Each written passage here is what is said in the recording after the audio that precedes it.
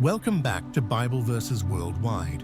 No matter what you've been through this week, remember this: God's love for you never fails. Give thanks to the Lord, for He is good. His love endures forever.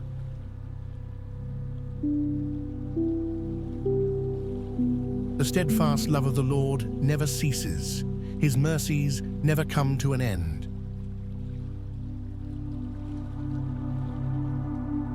I have loved you with an everlasting love. I have drawn you with unfailing kindness.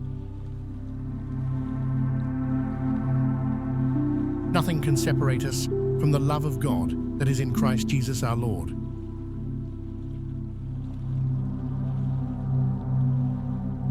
The Lord is compassionate and gracious, slow to anger, abounding in love.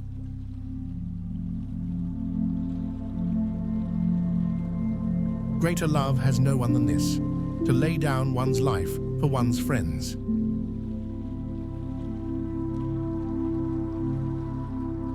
As a father has compassion on his children, so the Lord has compassion on those who fear Him.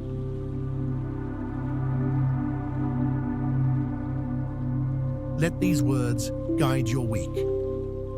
Subscribe for more daily inspiration.